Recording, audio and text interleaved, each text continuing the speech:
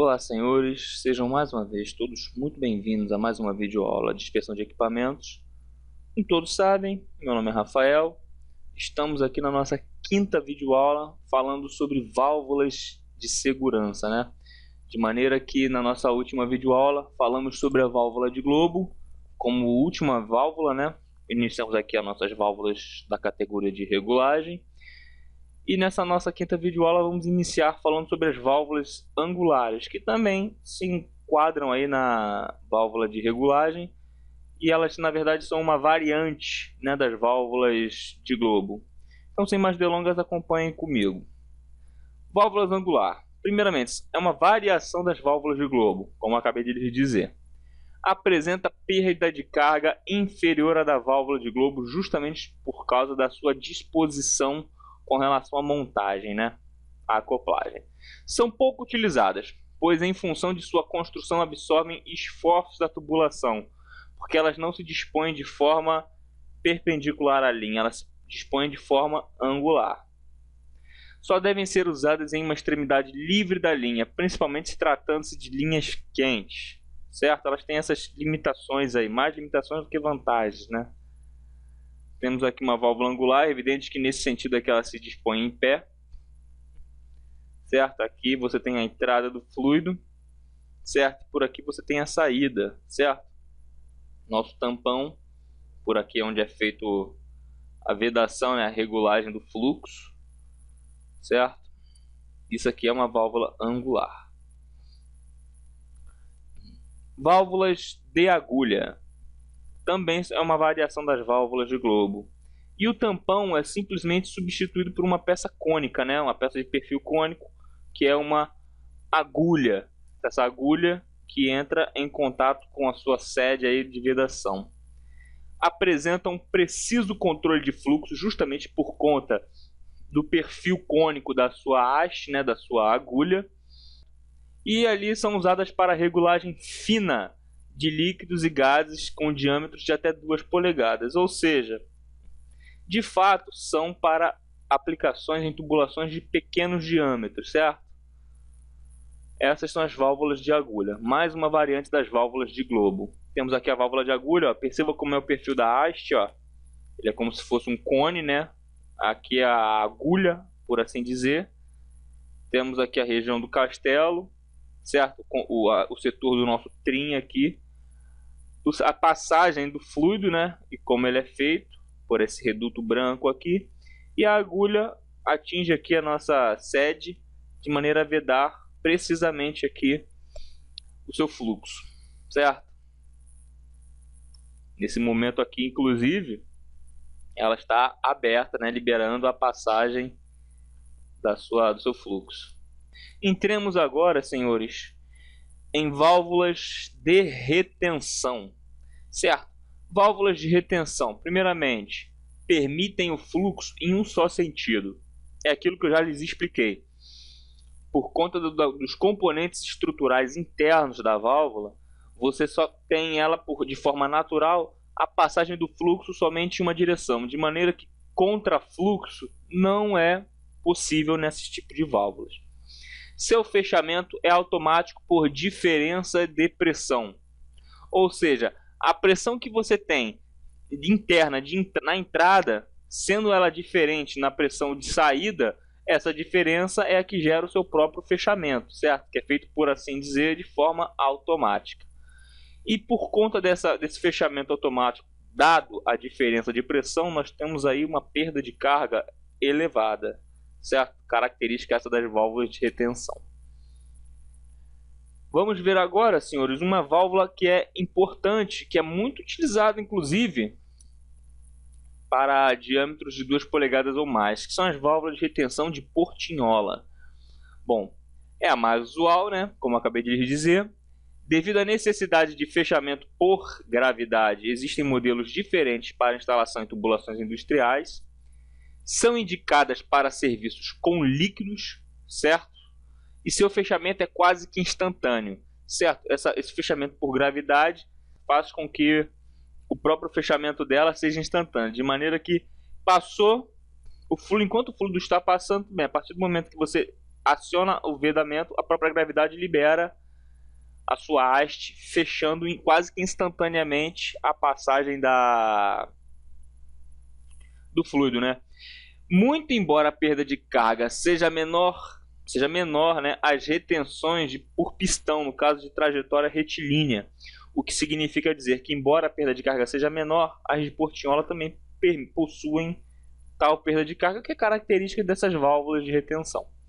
E não devem ser utilizadas a tubulações sujeitas a frequentes inversões do sentido de fluxo, justamente por serem de qual categoria? Que permitem fluxos em um único sentido. Então, tubulações que atuem com contrafluxo, nenhuma dessas válvulas desse tipo são indicadas. Temos aqui um exemplo de uma válvula de retenção de portinhola. A própria sede de vedação aqui, certo? Nós temos o nosso tampão e esse pino aqui, ele faz com que haja a rotação dessa portinhola, certo? Garantindo aqui que ela abra para que o fluido passe e feche por conta da gravidade. Conseguem imaginar aqui essa portinhola aqui levantando e fechando? E o que faz ela ser uma válvula que permite fluxo em um só sentido? O fluxo daqui para cá é possível, pois a própria diferença de pressão faz com que essa portinhola se levante. Mas agora, caso houvesse um contrafluxo, ou seja, o fluxo vindo da direita para a esquerda, seria impossível abrir essa portinhola, porque ela já estaria completamente arriada, certo? Por isso que elas são esse tipo de válvula. Temos aqui válvulas de retenção de esfera, certo? São indicadas para fluidos com alta viscosidade, ou seja, trata mais com óleos e qualquer tipo de fluido com alta viscosidade. Nós temos aqui o bocal de entrada, certo? Temos aqui a nossa esfera e por aqui o fluido entra, certo? E por aqui ele sai. Sendo que, mais uma vez dizendo, por que não seria possível o contrafluxo? Porque a esfera já está aqui vedando a passagem do fluido. Então, se ele vier daqui para cá, ele consegue, pela força de empurramento, né, fazer com que a esfera se locomova até a sua sede, certo? E permitindo a passagem dele. Porém, o contrário não seria possível. Por essa razão, ela é enquadrada também como uma válvula que permite fluxo em um só sentido. Bom, por último, temos aqui também as válvulas de pé, que são indicadas em tubulação de sucção de bomba, a fim de manter a escorva. Então elas são as melhores indicadas para onde? Para tubulações de sucção da bomba, ou seja, né, a tubulação que vem a montante da bomba, de maneira que ela tem a finalidade de manter aquela escorva, né? Aí aqui temos a grade de entrada, certo? E aqui, olha só, pela própria passagem estrutural da sua válvula, você já consegue enxergar que você não tem o acesso a contrafluxo. Bom, senhores, aqui agora nós entramos no outro campo, que são as válvulas de segurança e alívio. Essas válvulas de segurança e alívio. Bom, primeiramente, seu funcionamento é automático, certo? Ela se tem de forma automática. Abre-se quando a pressão amontante, ou seja, anterior, ultrapassa o valor da calibragem, que é o set pressure, certo? Então, ela já começa a ter um acionamento automático, de maneira que quando essa pressão amontante, né, antes do sistema, ela ultrapassa o valor calibrado, ou seja, o valor pré-estabelecido, você tem aí a sua abertura e seu fechamento. Bom, seu fechamento, mecanicamente dizendo, é feito por uma mola ou um contrapeso, né, e possui um sistema de regulagem, certo? E sua construção é similar à da válvula globo angular. Como podemos ver, não tem a foto aqui, mas... Bom, então, o que significa dizer? Que o fechamento dela é acionado por uma própria mola que, por essa diferença de pressão, empurra a sua haste em direção à sua sede de vedação, garantindo assim a sua vedação, certo? Temos aqui alguns tipos de válvulas de alívio, segurança e alívio. São válvulas de segurança que trabalham com gases e devem ter abertura rápida, e válvulas de alívio que trabalham com líquidos e pode ter abertura gradual. Ou seja, válvula de segurança é aquela famosa válvula de escape, certo? Quando você tem uma pressão muito elevada na sua linha, ela abre totalmente e libera essa passagem dos gases até que o sistema, certo, seja normalizado com relação à pressão. E a válvula de alívio é quando você tem um sistema muito congestionado de líquidos, ela pode ter uma abertura total ou gradual para que seja estabelecido o nivelamento. A diferença entre os tipos apresentados acima se dá no perfil do tampão e da sede, ou seja, de acordo com o perfil, com o tipo de forma geométrica do tampão e da sede, você consegue ter aí a sua determinação, se ele é uma válvula de alívio ou se ele é uma válvula de segurança. Certo? Válvulas com mola, olha só, vamos observar aqui o esquema. Estava um pouco mais à frente, olha só, as molas estão aqui e elas fazem com que haja o direcionamento do seu tampão, da sua haste, para caminhar sobre o que? Em direção à sua sede. E aqui temos o bocal de saída, certo? E ele aqui veda a passagem total de qualquer tipo de fluxo, certo? Temos aqui uma válvula com mola. Ela é composta dessa forma aqui. E temos aqui também a válvula de controle. É um nome genérico para designar uma grande variedade de válvulas utilizadas para controlar automaticamente variáveis, como pressão, temperatura e nível e vazão. É aquilo que vimos na primeira videoaula.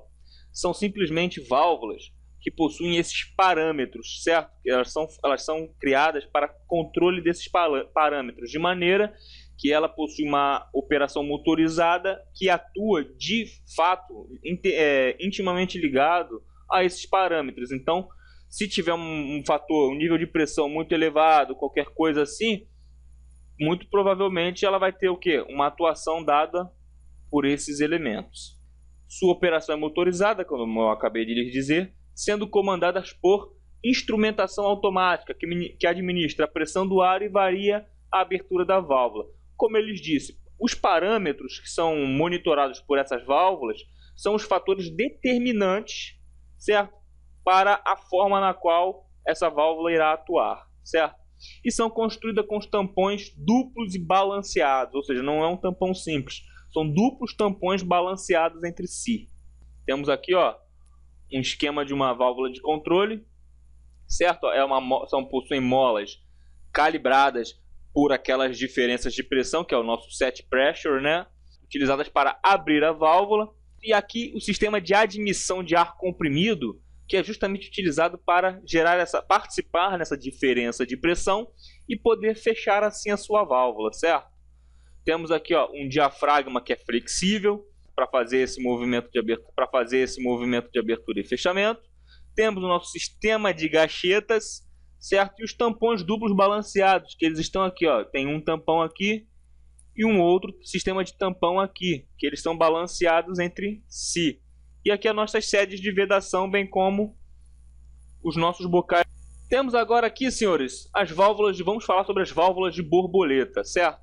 Válvulas de borboleta, como já havíamos visto na nossa primeira videoaula, elas podem ser utilizadas tanto para bloqueio quanto para regulagem, ou seja, elas, se forem absolutamente fechadas, possuem uma vedação estanque, bem como você pode ter o quê? Um fechamento parcial da mesma válvula, certo? Além dela ter a capacidade de atuar em altas pressões. São indicadas para tubulações de grande diâmetro, certo? E serviços de baixa pressão e temperaturas moderadas. São melhores indicadas para isso. Muito embora também suportem altas, certo? São utilizadas em fluidos líquidos, com sólidos em suspensão, água e materiais pastosos, ar e gases. Você vê particularmente muitas das válvulas borboletas em minerodutos, em sistemas de minerodutos, porque afinal de contas o veículo que movimenta, que transporta, esses minérios por dentro da tubulação, ele é feito de uma... Por essa razão, as válvulas de borboleta são indicadas. Temos aqui, ó, um esquema de uma válvula de borboleta. Essa aqui, ó, é o nosso tampão de forma circular aqui, Essa é a nossa famosa borboleta. E aqui o acionamento dela é feito por essa haste, esse braço mecânico, ou por volante, certo? De maneira que apenas um giro de 90 graus pode determinar o fechamento ou sua abertura, certo? Agora, senhores, nesse parágrafo, nesse adendo aqui agora, vamos simplesmente tratar aqui sobre identificação de elementos industriais. Isso aqui é um conteúdo extra da nossa matéria, mas que é importante porque, afinal de contas, não basta nós entendermos de válvulas. É necessário que nós tenhamos a capacidade de identificar um elemento industrial, identificar os componentes, os equipamentos na área. Certo? Então acompanhem comigo. Todo projeto industrial deve apresentar o tag dos equipamentos, das tubulações, válvulas e instrumentos. Tag não é nada mais do que o registro geral daquele equipamento em relação àquela unidade. E o tag ele é um número de código, né? E esse tag é um número que identifica o seu equipamento naquela unidade. Não existe uma norma geral que especifique a codificação a ser utilizada nos projetos industriais. O que significa dizer, não é necessário que siga uma normalização, uma padronização internacional. Cada refinaria, cada unidade tem seu sistema de tag, desde que ele seja eficiente na identificação dos seus equipamentos para aquela unidade. Certo? E neste curso aqui faremos uso da norma N1710 da nossa Petrobras. Certo? E para válvulas, né, que é o que estamos estudando, nós temos aqui um exemplo, ó, V-12345. Bom, grupo 1, que é o símbolo identificador do tipo de válvula, ou seja, aqui nós temos o tipo de válvula. Se é uma válvula de gaveta, ela é número 1. Se ela é uma válvula de globo, ela possui o número 2. Por esse primeiro algarismo, nós identificamos o tipo de válvula que estamos lidando. E o grupo número 2, que é o número sequencial com no máximo 5 algarismos. Ou seja, se o primeiro é o identificador do tipo de válvula, então nós temos ali, olha só, vamos supor que a válvula número 1 seja a gaveta. Nós temos a válvula gaveta de número 2345 daquela unidade. Então por aí você já tem o que?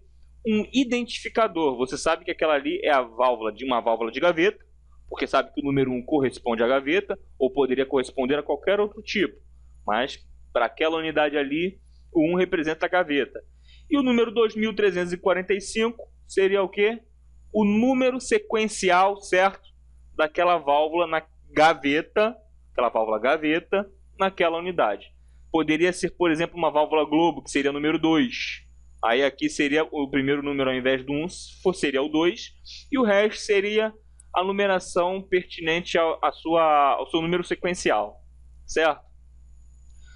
Bom, senhores, e com isso encerramos aqui mais uma matéria, certo? Uma matéria importante que é de válvulas, de maneira que eu aconselho, mesmo aos que entenderam bem a matéria, que revejam as gravações, porque nunca é demais, sempre tem um detalhe que é precioso e que pode passar desapercebido pelos nossos olhos e ouvidos. Então, conhecimento, senhores, é um bem tangível que ninguém nunca vai tirar dos senhores, então nunca é demais. Estudem, se aperfeiçoem e façam uma boa prova. No mais, fiquem todos com Deus, até a próxima videoaula.